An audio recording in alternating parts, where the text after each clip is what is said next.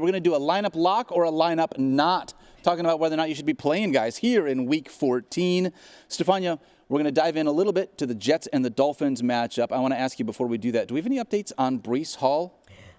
Not practicing Wednesday or Thursday, so today becomes really important. We know that he went into last week's game. He's had knee soreness, not really anything official as far as the diagnosis, but just something he's been trying to work through. And I think the knee was still bothering him, and then had not a great game last week. You're looking for some optimism. Two things. Jeff Ulbrich made it seem like he was good on Wednesday. Second of all, they cut their backup running back, Izzy Abanikanda, earlier this week. You know where he went. So you're like, if Breece Hall's not going to play and you cut him and he goes to the 49ers, that's just bad roster management, which Jets fans are probably saying, do you follow the Jets?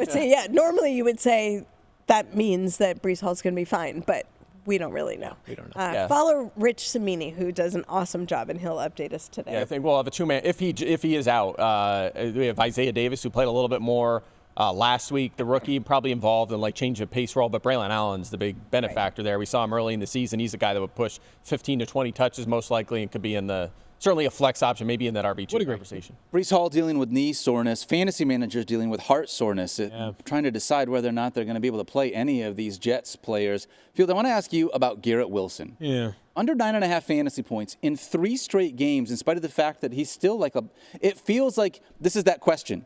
You either start him or you don't start him. It almost doesn't make a difference where we rank him at. Where are you at on Garrett Wilson? I'm still going to play Garrett Wilson, so you got to take the bad with the good, or the good with the bad, excuse me. And the bad has been what you just referenced. Over the last 3 games, he has 41, 18, and 41 receiving yards, 0 touchdowns in those 3 games. However, remember he had that 22-target game where we were all like, oh my God, this guy might lead the NFL in targets this season after a relatively slow start. In the 7 games since, which, by the way, coincides with Devontae Adams being acquired via trade, he still has 61 targets. Yeah. So not 22 per game, but just under 9 per game is good enough for a player of his caliber. He has wide receiver 13 for me. Yep. Yeah, well said. I don't have much more to add other than this is a kind of a tough matchup. Miami has been really good against receivers. But this is, again, one of them things. I feel like we need a hashtag for it or a name for it. It's just a yes-no player, and the answer is yes. You're starting Garrett Wilson, whether we rank him second or 30th, you're putting him in your lineup. I want you guys to do me a favor. On the spot, I want to play a little game. I'm going to count to 3. 1, 2, 3, and then we're going to say a player's name. In Miami, the number 1 fantasy pass catcher on this team is 1, 2, 3. Jonnu Smith. What'd you say? Durham Smith.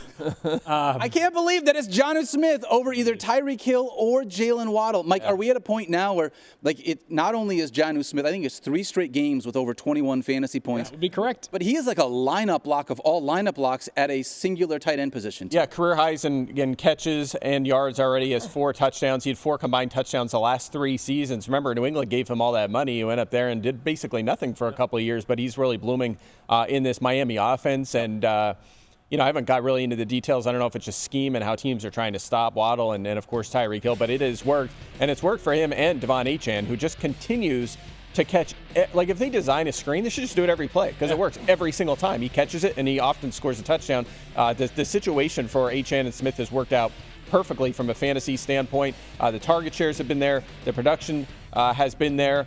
I will say one thing, the matchup for him is tough this week. The Jets have allowed 2 touchdowns in our bottom 5 in fantasy points allowed to tight ends. So maybe this is a game where he comes back to earth a little bit, but he's still in that top 5 conversation with 6 teams on a bye. Yeah, he should be in lineups. Yeah, how can you not start him with how good Tua has looked over the last month? I think quarterback 1, you said, Field? Quarterback 1 over the past 4 weeks is Tua Tagovailoa. Yep. That's crazy. Did that include garbage time, or was that just regular football game? I don't count garbage time. I count how many, not how. Okay, got it. That's what we love to see. All right, let's dive into the Bengals and the Cowboys. Rico Dowdle crushed it last week against the Giants. Oh, is that why you started him against me in FF Now? That is exactly why I did it. I think I still lost. Did I? Yeah, you did not start him. You did not start him, and you did lose. I think I played Chase Brown, David Montgomery, and Derrick Henry. Well, clearly a mistake. Would have been the difference if you had played him? I don't think so. No, I think Mike still crushed me, unfortunately. Okay. Crushed me like Rico Dowdle crushed the Giants last week, guys. 25 touches, 123 total yards, and a touchdown. And the week before that, he had 22 touches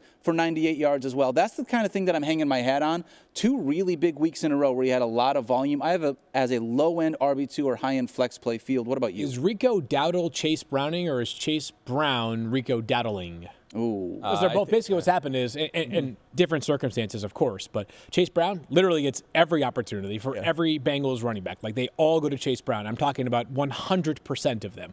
Rico Dowdle, not quite 100%, but this has become very much the Rico Dowdle show. Zeke gets a token carry or two per game. Dalvin Cook still in the practice squad. Not a real factor there. Hunter Lipke probably is the best bet to take away touches from Rico Dowdle. That tells you everything you need to know here. He has just one rushing touchdown this season, does Rico Dowdle, but he has 3 through the air, so he is RB22 for me this week. Yeah, he's been all over the map, but if you want a reason for optimism, he's played 67% of the snaps the last 2 weeks. Prior to that, he was at 49%. So to your point, he's playing a lot more, and that should help sustain a floor in fantasy. So again, we're going to say this a million times between now and 1 p.m. Eastern on Sunday. 6 teams are on a bye. It just helps support Dowdle as a viable fringe RB2. By the way, watch the Simpsons cast. Yes. Disney Plus on Monday night. It'll be what a trio this is, by the way. Everybody knows the great Dan Orlovsky and Mina Kimes, and Drew Carter, I hope, is a name that you already know. But if you don't, We love Drew. this is stardom. This is what young stardom looks like. Drew has called a ton of different sports for us here at ESPN, including the Toy Story game with Booger last year. Yep. Drew's also the voice of the Boston Celtics. This kid is, who's the most valuable player in Dynasty right now? Jonnu Smith. Yeah, definitely Jonnu Smith. Jamar Chase, probably? It's what? Probably Jamar Chase. Yeah, I would say Jamar Chase. This is Jamar Chase of announcers. Mark that one down. Love it, Fields Yates. Love it. Wow. Do you have See you on rankings Monday for media personalities as well? I do. Track, yeah. Would you like to know who you are? No, I don't want to know. I don't trust your rankings, actually. That's it. Yeah, there you go. There you go. I won't your say. I will not say a thing. You are the Cole Fotheringham, though, of fantasy football analysts. That's high praise. Let's talk about the Browns and the Steelers. Mike, yesterday, Field and I kind of talked about Elijah Moore and our expectations for him, but I want to ask you about Jerry Jeudy. Coming off a huge 40-point game. How are you looking at how good Jerry Jeudy has been since Jameis took over, going up against a really tough Steelers secondary? Yeah, he's been awesome, and his outlook got probably a little better yesterday with Cedric Tillman probably going to miss this game as well. Still not practicing with that concussion. But, I mean, you got 23.5 fantasy points from Jeudy last week just from yardage. Yeah. 235 yards. Unbelievable. The number 1 scoring receiver. And this is not new. I mean, he's had 4 straight top 25 fantasy weeks. He's averaging 23.9 points per game during that span. Only Jamar Chase is higher, so he has been red hot. 9.8 targets per game in his last 5. And these teams played 2 weeks ago. So we have a recent rematch here, which we don't always get to see. He had 85 yards and just 6 targets in that game. So we'd like to see more targets. That was like a down game for him, though, recently. But still to get 85 yards there is a good sign. And, Stephania, I assume you agree? We're not getting Tillman this week? I think it looks that way. Jerry Jeudy also on the injury report, but full participant practice listed because of his knee. I don't think there's anything really to see there other than maybe some management as far as treatment. But when you're not practicing at all and it's Thursday, that's definitely not a good indicator for availability on the weekend. It's basically a law in fantasy football, I feel like. When a guy puts up 40 points the week before, even if you have reservations about him, you have to start him the next week. It's exactly how it works. Yeah. Like, Mike, I'm sure you're much more pragmatic than the rest of us. You probably could find a case where you're like, there's still some buyer beware here. But yeah, we're all playing them. Yes. Yeah, MVS would be that guy. That's true. He's gonna somehow score. He's gonna score 3 touchdowns on 2 touches this week somehow. Like, I don't know. He's gonna get like a lateral. Alvin Kamara is gonna fumble twice into the end zone. Yeah, offensive fumble. Recover both of them. Yeah, exactly right. Like, Alvin Kamara is gonna, and one of them's gonna be like Kamara, like just doing the Dion into the end zone and then just like dropping the ball too soon. Yeah, he's gonna lateral to MVS for no reason, unnecessarily. Dude, he's going to say, I watched my Clay, and I want you to score this. That's what's going to happen. That's what's going to happen. That's why he's going to see it today. I'm sure.